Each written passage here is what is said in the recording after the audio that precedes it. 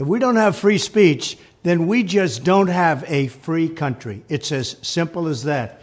If this most fundamental right is allowed to perish, then the rest of our rights and liberties will topple, just like dominoes, one by one. They'll go down.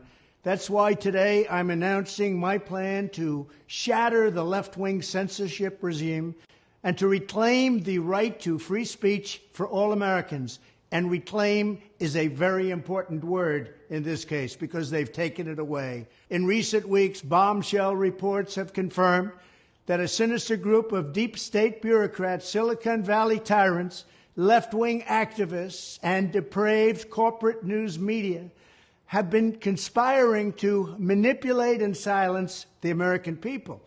They have collaborated to suppress vital information on everything from elections to public health.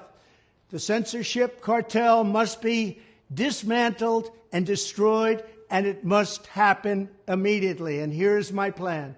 First, within hours of my inauguration, I will sign an executive order banning any federal department or agency from colluding with any organization, business, or person to censor, limit, categorize, or impede the lawful speech of American citizens.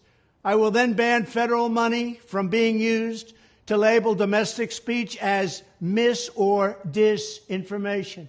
And I will begin the process of identifying and firing every federal bureaucrat who has engaged in domestic censorship, directly or indirectly, whether they are the Department of Homeland Security, the Department of Health, Human Services, the FBI, the DOJ, no matter who they are. Second, I will order the Department of Justice to investigate all parties involved in the new online censorship regime, which is absolutely destructive and terrible, and to aggressively prosecute any and all crimes identified. These include possible violations of federal civil rights law, campaign finance laws, federal election law, securities law, and antitrust laws, the Hatch Act, and a host of other potential criminal, civil, regulatory, and constitutional offenses. To assist in these efforts, I am urging House Republicans to immediately send preservation letters, and we have to do this right now, to the Biden administration, the Biden campaign, and every Silicon Valley tech giant, ordering them not to destroy evidence of censorship. Third, upon my inauguration as president, I will ask Congress to send a bill to my desk revising Section 230 to get big online platforms out of censorship business. From now on, digital platforms should only qualify for immunity protection under Section 230 if they meet high standards of neutrality, transparency, fairness, and non-discrimination. We should require these platforms to increase their efforts to take down unlawful content such as child exploitation and promoting terrorism, while dramatically curtailing their power to arbitrarily restrict lawful speech. Fourth, we need to break up the entire toxic censorship industry that has arisen under the false guise of tackling so-called mis- and disinformation. The federal government should immediately stop funding all nonprofits and academic programs that support this authoritarian project. If any U.S. university is discovered to have engaged in censorship activities or election interferences in the past, such as flagging social media content for removal of blacklisting, those universities should lose federal research dollars and federal student loan support for a period of 5 years and maybe more. We should also enact new laws laying out clear criminal penalties for federal bureaucrats who partner with private entities to do an end run around the Constitution and deprive Americans of their First, Fourth, and Fifth Amendment rights.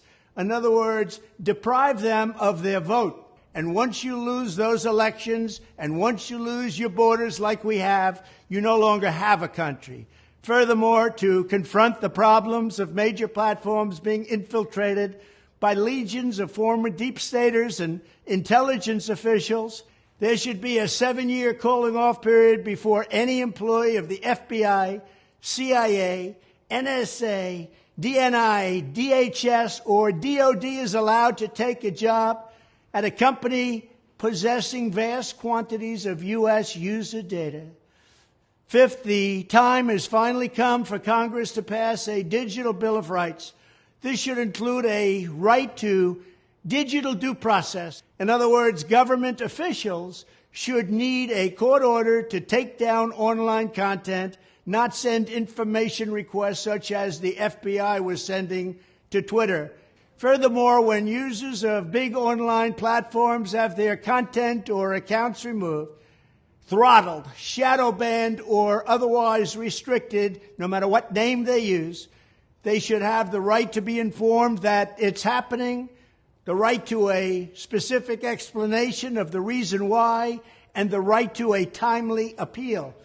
In addition, all users over the age of 18 should have the right to opt out of content moderation and curation entirely and receive an unmanipulated stream of information if they so choose. The fight for free speech is a matter of victory or death for America and for the survival of Western civilization itself. When I am president, this whole rotten system of censorship and information control will be ripped out of the system at large. There won't be anything left.